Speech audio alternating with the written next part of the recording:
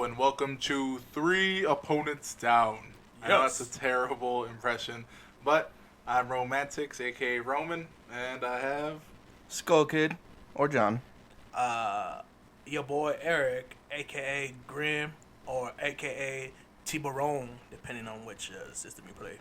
Oh, that's right, you do have an Xbox. I forgot about that. An Xbox. And I do play Destiny on Xbox too. I've never seen you play Destiny on Xbox. On Xbox? That's what I played before I joined the PS4 group. Yeah, I know, but even then I didn't see you playing it too much. Yeah, it's a different grind. Either way, Three Opponents Down is Grimworks Productions' Destiny podcast. That's Grimworks Production. Alright. Okay, so I can see the interruptions. That's not licensed or trademarked. Trademark, whatever you said. We're not going to use it, but still trademark. It's like calling the intergalactic rule dibs. Yeah. Oh, good Your Honor, we got blue. dibs. Well, fuck, they got it. All right, on today's podcast, we're going to be talking about a few of the changes for Destiny that have come out with the community. What is it? Maybe it's called... I don't know, it's Deej's kind of thing that he puts out with all the updates for whatever for the hot patches. Then we're going to transition For the into... Bungie people? Mm-hmm. Oh, yeah. And then we're going to transition into the main topic, which is our favorite weapons. Telesto. You don't know how to tease shit. Anyways, we're going to start off... My gun goes bam, bam, bam, bam. You can read the whole list on Bungie.net. You can also just look at your community, the community tab on the Destiny app that you do have. We're just gonna, since we do play a majority of PvP, we're gonna go into PvP changes. So Inferno Elimination is now available in private matches. Let's see, fix an issue where changing subclasses in orbit for PvP activity would reset melee and grenade charges. That's something I never really experienced. I think it was only for one class. It doesn't say necessarily one class, it says changing between subclasses. So it can be Titan, Hunter, Warlock. But I thought subclasses was subclasses are the Void. Yeah, it's that. But we touched up on episode 1. Yes. Call that. Yeah. Anyways, another one is fix an issue where players were able to get under the stairs on the Drifter map. I was never able. I never even knew that exploit. I also did not know, but I've only been playing for a few weeks. You've been playing for more than a few weeks. You played Been a couple months. It's not been more than 1 month. Yeah. No, I think it has been because You got your shit in August. I got the PlayStation a week before Rise of Iron. It wasn't a week before. It Couldn't have been a week before. Uh-uh. So you got 2 classes up in time before Rise of Iron. I don't think you did. I think we were no, on Titan. I started Warlock with Rise of Iron, didn't I? No, you started with Titan. No, your Titan is your main. Like yeah, I Titan know. was the first one that you started, and then you started a Warlock with I think you started with Rise of Iron, but I think you had at least like 2 or 3 weeks before Rise of Iron. Because we were telling you, it's coming out. Go ahead and get your PlayStation card. He wants the world to know. You got to let it show. I'm coming now. God damn it. Moving on. Fix an issue where the Iron Banner support bounty was not awarding 5 points for allied defended. So that is something that I did experience. Because when I was playing Iron Banner and I was doing that particular bounty, I know I defended people, and I never got those full 5 points because I would check it after every match. And I'd be like, oh, okay, I have this many points, and you can go through kills, assists, and you can figure out points from there. But it was never awarding properly that defense. You know which one I did twice and the bounty didn't go through? Was the get the 2 heavy kills in 1 life? Well, it's just a regular bounty. I don't know if they touched on that. It doesn't seem that they did. I don't remember that in the Iron Banana. I don't either. No, well, there was the Iron... Defended? The defended? Yeah. You never... I don't know, maybe you didn't pay attention. I know I did, and I know that I had that problem. But either way, the last update for PvP was the Lighthouse on Mercury is now a social space that can accommodate up to 9 players with flawless trials passage. I've only ever gotten to the Lighthouse, I think, once. Is that the one with the big sun in the background? Yeah, that's where you go flawless in Trials of Osiris. And what's the big deal? You could go over there socially now? It's a social space now, so now there's. It's like the Reef Tower Yeah, but it only and Iron Temple. now it only holds 9 people, so it only holds 3 fire teams basically. So what can you do there? Nothing. It's just something that they decided, like, hey, we could stick more people there so you can celebrate more people. I'm lost. I'm lost to that one. Yeah, it's a change that really didn't need to be made, but it really doesn't matter. The important things are some of the economy fixes, where apparently, because I got Trespasser before Rise of Iron came out, the Trespasser, the exotic 3-shot burst sidearm. Yeah. Apparently, you could chew infuse. You know, for exotic, you need the exotic shard. Mm-hmm. Apparently, there was a bug where you didn't even need the exotic shard to infuse it. That I don't remember. And I know I got it a week before Rise of Iron because that's when they released it. Like, oh, you can go ahead and get this as kind of a thank you, is what they said. Also, let's see. All changes to increase slight above 385 will take effect upon the release of Heroic Mode for Wrath of the Machine, the new raid. That was the main thing that everybody cared about. Mm-hmm. Right? Yeah. Siva Strike playlist will now drop rewards at 365. Heroic Siva Strike playlist will now drop rewards at 385. Archon's Forge will now drop rewards up to 385 light. And Archon's Forge can now drop ghosts and artifacts up to 400. That was a big thing too, because it is hard to get ghosts and artifacts. Yeah, artifacts. I think I max out at 371, and the thing that's holding me back is the artifact, because the artifact is, I think, like 365 or 369, something around there. So I'm not even breaking that point. That's roughly where mine's at 365. Which I don't mind, but it does help when you're trying to level up. I mean, the whole reason I want to level up is so I can do the raid. I do want to do the Wrath of Machine raid. I was trying to keep it like I'm not gonna know anything about the raid. I'm gonna go in blind, and I looked at somebody's stream and they were streaming it. I was like, fuck. So I saw some of it, but it was the first part. I'm not gonna spoil that for anybody if you haven't played it. I saw most of it. It's tough. Yeah, I mean, all raids are tough. Well, I'm gonna die a lot. This yes, one. you are. That's why I want to be above. Like, I want to be somewhere around 375 before I do it. Be the very best. And I want both of you to be as high light level as you can, but bare minimum 365. We all want to be big dick swinging black man, but we can't, man. We gotta accept what we got. I'm gonna ignore just that. Go for it. Trials of Osiris, Iron Banner, You know Crucible, and Strike Cords will now provide drops up to 400 lights. And Wrath of Machines, Trials of Osiris, and Iron Banner will now attempt to reward higher light items on average. Also, there was about the packages. Vanguard, Crucible, and Faction packages will now provide drops up to 390 light. Increased chance for artifacts from Crota's Bane reputation packages, which is good because, I mean, the only way that you can do that, you go into Court of Oryx, or you just do missions on the Dreadnought. And, I mean, it's making Eris more relevant that you can get, higher package artifacts, higher light artifacts. Sorry, I got a question there. Mm-hmm. You do missions on the Dreadnought, like the little blinky light missions? Yeah, just the regular blinky light missions that you're going to get Crota's, the Crota's reputation. And it's the hard way to do it because it only gives you, I think... 250. I have one. It's 250? Yeah. So, there you go. I mean, it's slow going because it's 2,400 or 2,500 to rank it up. And I don't do enough of PvE to really quantify that. I probably should, because that's the only way I'm going to get a ghost or an artifact. That's player versus everyone. The player versus environment. Everyone. Either way. They also increase chances of ghosts from Doom Monarchy, Dead Orbit, Future War Cult, Vanguard, and Crucible reputation packages. Also, engrams, rare engrams will now decrypt up to 365, so that's blues. Legendaries, which are purple, will now decrypt at 385, up to 385. Exotic engrams will now decrypt up to 400 light. Nice. And then there's some things about weapons, armor, and UI, and we just won't get into that. But hopefully that was a little more helpful to some of you that are just starting. But now we're going to go into the main topic, and this is one I was actually thinking about a lot and what I want to do, so I'll probably go last. We're going to talk about probably our favorite weapons. Now, Generally, I only do PvP, so I'm gonna be talking from a PvP perspective. I don't know if anybody else has a different. That's a lot of peas. Yeah, I mean, you gotta get used to the PvPs. Good. In John Destiny. is. Go on, Skull Kid. Show them what your peepees do.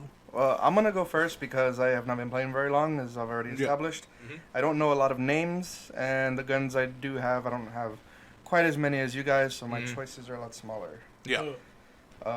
I do want to start off with the Finale's Peril. Yeah, the old Iron Banner hand cannon. Yes, I love this hand cannon. It looks sexy, has 10 bullet capacity, Also which is very important because I suck and I miss a lot. This thing hits like a fucking hammer, and it actually is pretty damn good at range. I did not find that out. Roman did because I can't hit people. I did take a look at it. I think that one does have rangefinder, which is something that you're always looking for. With hand cannons, you're always looking for range, range nodes so that you can increase that range so that you can win those firefights. Yeah, but that Fennis Peril, I think I only got one of them, but I think it was before. Well, of course, it had to be before Rise of Iron.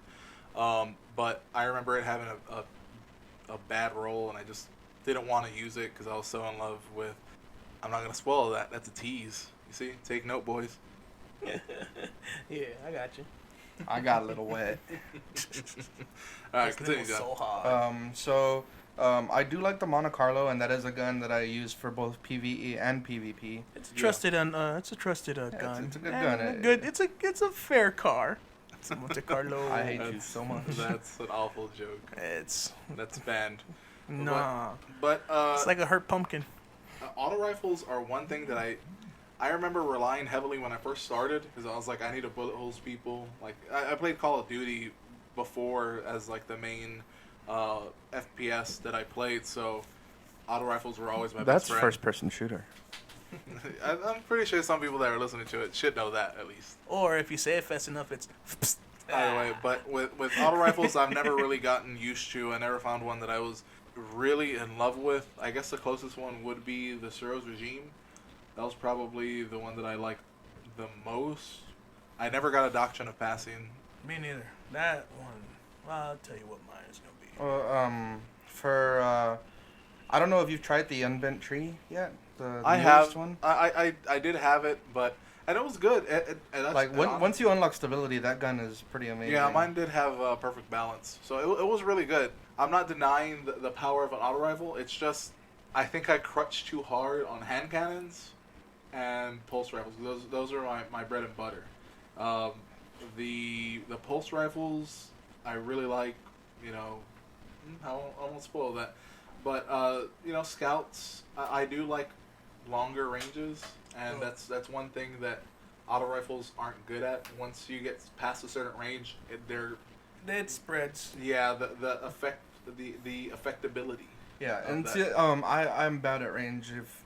If you have long range, you're gonna take me down before I get to you. I'm either running the Peril with the Telesto, or I'm running the Monte Carlo with the Wormwood. Like those are pretty much my two main So, things. Wormwood's the sidearm, right? Yes, Wormwood is the sidearm, and sidearms are something I very recently got into, and I love them so much.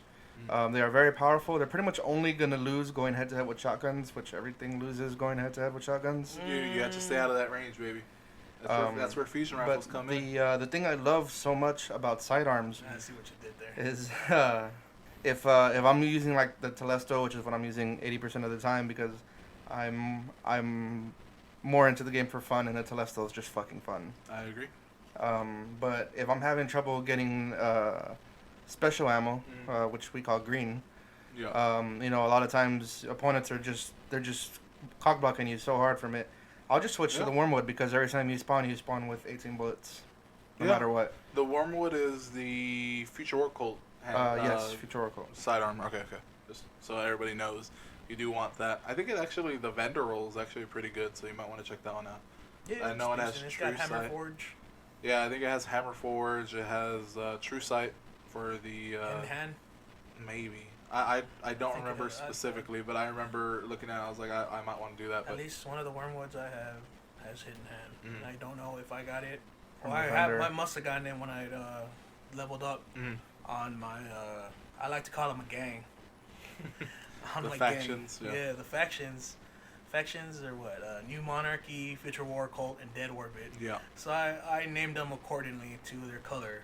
New Monarchy is the Bloods. Future War Cult is the Crips. And Dead Orbit, because they're black, are the Latin Kings. But that's just me. They're gold. They're grayish. Latin Kings are gold, baby. I know it's black and gold, but baby, come on. It's the leader of this thing was colorblind. Either way, we'll get into. I know you mentioned Telesto, and we'll get into that later. We'll go into a full explanation of what that Telesto can do. Let's go ahead and talk about your heavy. Actually, I don't have a favorite heavy. Yeah, really. I like using the sword, but I only have the one that came with Iron Banner because I'm still so new to the game. Yeah, and it's an exotic, which means it cuts me off to some of my favorite guns like the Telesto, or the Monte Carlo. So, and I've never gotten more than I got 2 kills with it once. I got 1 kill with it about 50% of the time that I've had a chance to use it because I get shot out while I'm trying to run straight at them. With my big sword. You know you can kill them without having the blade out. You can, but it takes 2 hits. It's like because it takes over your melee. It hits like a melee, so it's 2 hits to kill somebody. But you don't have the actual blade out. It's funny just seeing. It's the broken sword, but what that thing does is like especially with Titan, with the Titan melee, it's really short range, and you pretty much if you're standing still and you punch, you're punching where you're standing. But if you have the half broken sword, it'll actually take you forward a little bit. Yeah, it does take you a bit forward. Yeah, it has a little crawl. So, but the one thing I do like with range is the Zen Meteor. I don't use it too often. That's a sniper rifle? That's a sniper rifle with exploding bullets. Yeah. Even if you miss, which I do a lot, and like you hit the bedrock or something, you can see the explosion in the rock. So like they did a lot of good graphics with this gun. Yeah. I remember there was one time where it was like, "There's a fucking sniper, take him out," and I took him out, and Eric's like, "Oh shit, was that John?" I was like, "Yup, that's never gonna happen again." But I looked cool right there. Saved it and everything. Shared it on Facebook, YouTube, Instagram, Snapchat, all that good shit. MySpace. Right. Tom was looking real happy when he saw me take out that guy. All right. But the last thing I wanted to talk about isn't necessarily a weapon, really. He wants you to spay and it's called the Memory of Fellwinter. Oh yeah, the artifact. Yeah, and I haven't played with it yet because I barely got it today, but I've been really excited about this thing, and it's only something that I can play when I'm playing with you guys as the fire team. Helmet?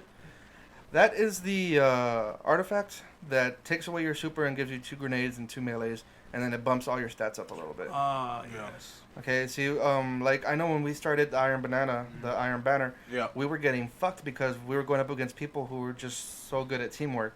Yeah. And we were not at that time. No. But like playing this with Bubble, I feel like is just such good support, especially with y'all two being such good players.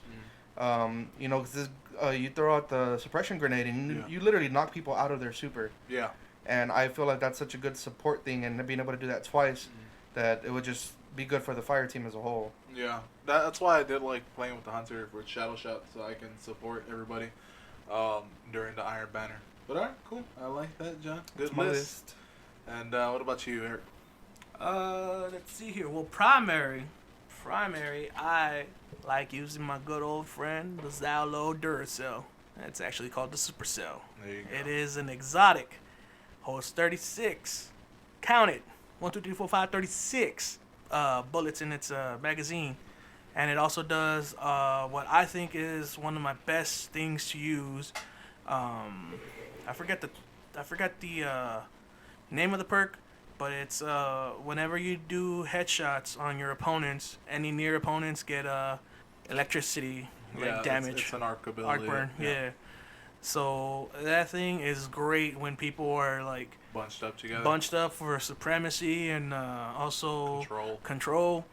I'm just shooting the shit out of one guy because that's the one thing I love about auto rifles. I could just point, shoot, just keep on shooting. No need to hold back on that trigger, which is the better way to do it because I've learned to get far off opponents.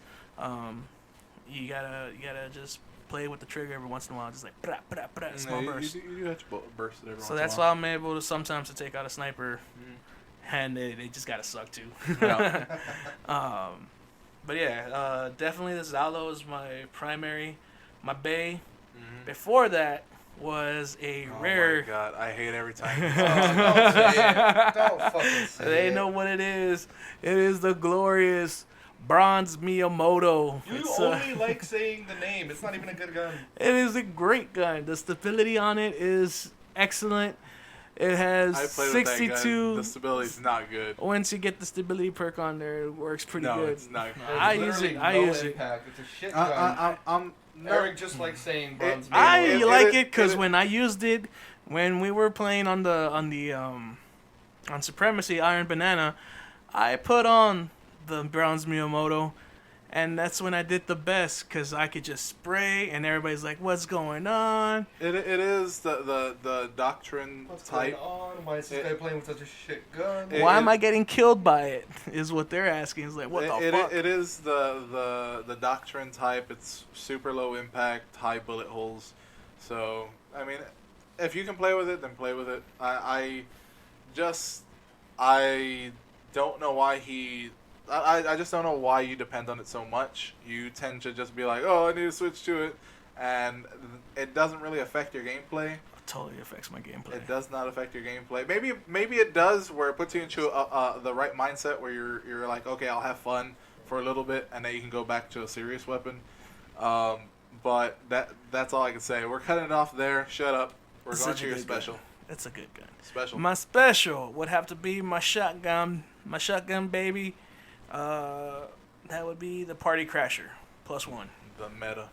Yep, everybody uses it. I use I it. mean, They use it. Yeah. The only thing that's surpassing it right now is probably the Matador 64. Yeah, I mean those are the two with the largest ranges, and they have the most impact for that archetype. But to be fair, along with this bandwagon group of dudes, I do like DJ Tiesto fusion rifle.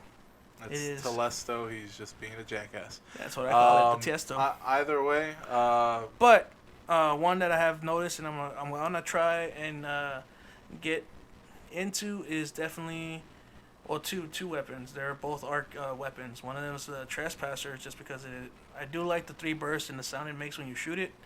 And the other one is Plan C, which, doing a bunch of reviews and seeing it through, it actually has a pretty good matchup against shotguns, especially if they're using the Matador and the Party Crasher. If you can proc the actual exotic perk, then it's great, because the exotic perk it shortens your. It has a shorter charge rate. It has a shorter charge rate, and it's pretty fast. But with that comes a bigger recoil, so you have to keep in mind the stability issue. So make sure that if you are going to plan it, make sure that you do. If you are going to play it, to plan to really try to exploit that exotic perk. One of the things that I can tell you is that anything with hot swap, which is another perk that is on some guns, you can pull out your ghost for a little bit and then put it back. You can proc hot swap that way. I don't know how reliable it is. I'll probably test it a little more and see what I can do with that. But let's go ahead and go to your heavy weapon.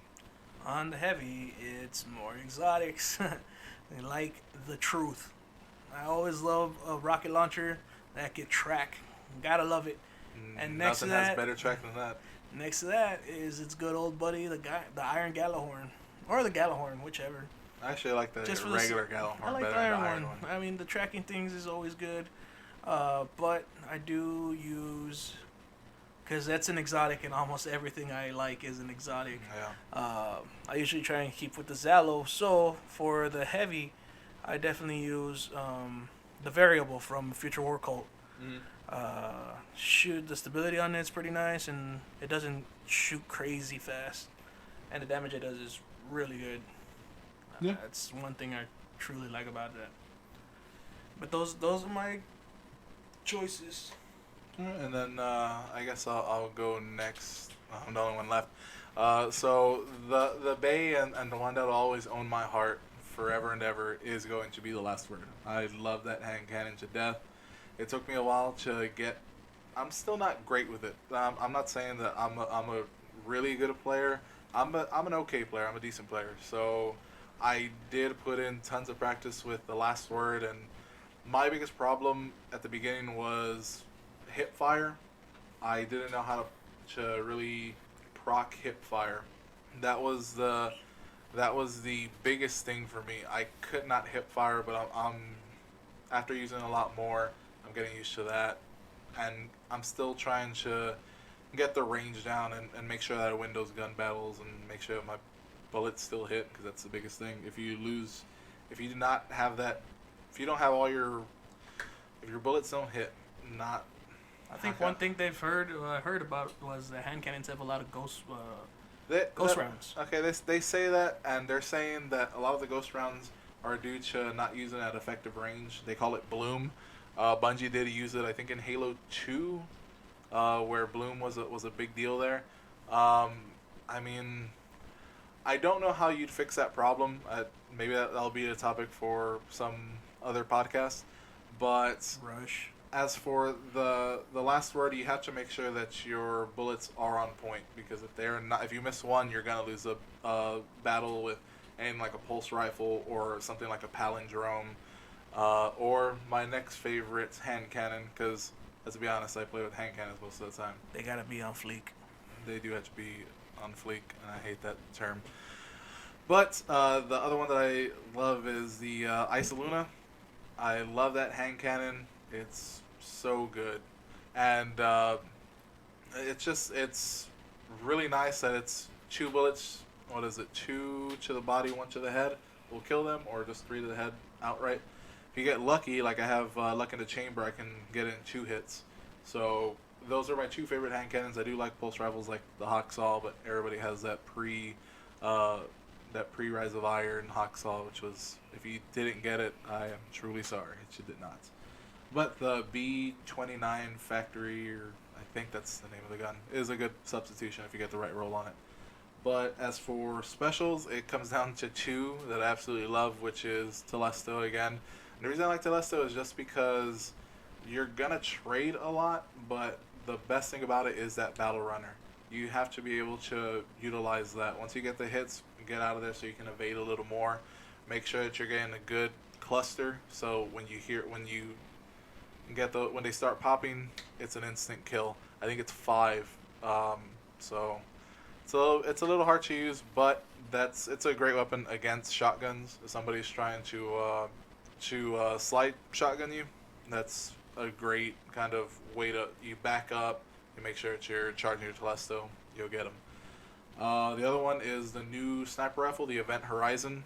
And you can just get the vendor roll. I suggest getting that because it's just great. It has short gaze for sure. That's one of the better scopes. I think it has hidden hand. I use spray and play on it, but that's one of the sniping. I want to get better at it. That sniping, it's still taking me a little bit. With the new changes that they introduced with Rise of Iron, is sniper rifles have gotten less prevalent in the Crucible, and it's more about shotguns mainly. But as for that sniper rifle, I suggest you get it. And for my heavy, I don't use exotic heavies. Truth, I don't care for. I really don't. I don't like relying on tracking so much that it'll cripple kind of the gameplay. I cannot use rockets. That's maybe something that I should improve on, but I use machine guns, and the one that I got was the newest one from the Iron Banner, which is the Silver Dread, and that thing is a slower rate of fire machine gun, but it's accurate, and the recoil's handleable on it. It has a great range. I suggest you have it, and that sound. I like sounds on guns. I'm a big sound guy. So the sound of that machine gun is great. Telesto has another great sound where you hear those needles and you hear them explode. So those are my weapons. But it looks like we've come to the end of our little discussion. Now, the one thing that we did want to talk to you about is that you will have episode 1 and 2 coming out. The reason being is because this episode we did want to get some of those, the hot patch notes out to you, if you haven't read them yourself already. So we wanted to do that, and episode 1 is more of our introductory podcast. Now, one thing that we are going to do going forward is, along with this podcast, you can also expect to get a Thursday review on Fridays. And that'll go up every Friday. I'll make sure to review whatever Zer's selling, mainly in the exotic category. If you watch the first video, which is under the Grimworks YouTube channel, you'll see what we're kind of going through. It was my first video, so please excuse the little mess ups here or there. I'll get better, people. But that's all for today. Don't forget to like, comment, tell us what your favorite loadout is on your character. That's true. And also, put your gamer tag on there. I'll add you. At least I will, Yeah, I'll add you too. because I need raid people. Raid. It's true. We do need to do Wrath of the Machine. If you're gonna run with us though, you gotta run a Telesto. Not in the raid. Not in the not raid. in the Maybe a raid. strike, but not in the raid. Yeah. We already know I'm gonna die a lot, so Telesto. I'm not gonna raid with you if you're not taking it seriously. Because quit you. Because raids are the hardest thing in the PvE side, and I really don't like. That's a hard P. It's a hard P. Anyways, people, we'd like to thank you for hearing this podcast. If you do want to put your comments, go ahead and do that. If you do want to send us an email, go ahead and send us an email at citypod88@gmail.com. Oh, that's the same one? citypod88@gmail.com. Yeah, and if you want to hear us just talk about more random shit, go ahead and listen to CityPod. You'll find it on the same YouTube channel. Under Grimworks. That's right. Grimworks, GRIMM space WORKS. Go ahead and check that out. But we're having a little discussion on what we like the sign off to be, and I like "See You Around the Tower." I like that sign off. I don't know if anybody else likes it. See you around the tower? Yeah, see you How around about the tower. see you at the tower? See you around the tower. See you at the tower. Either way, I like the idea of us. The reason I like it is because we can meet with y'all in the tower. We can go and do some PvE or PvP. You can rape Roman's character the way me and Eric are always This doing. is true. That happens a lot. Yeah, they. I wouldn't say. I'm not- I like See at the Tower, but also like good show, Guardians. That's. I think that's bad, but that's just me. I prefer the tower. GSG, good show, Guardians. I'm not gonna outright say that Eric has bad ideas, but I like see you at the tower. He has some good ideas. He had the idea for the name of this podcast. I had a better one last week, but I totally forgot it. That's one of my things. So I like See You at the Tower or Fight on, Guardian. I don't know what that. Alright, fair enough. We already have the Shacks opening. That's true. We don't need another one. But let us know what you'd like to be the sign off to be. Comments, email us. You know the deal. And for right now, I'm gonna sign this off with Bye. "See You at the Tower."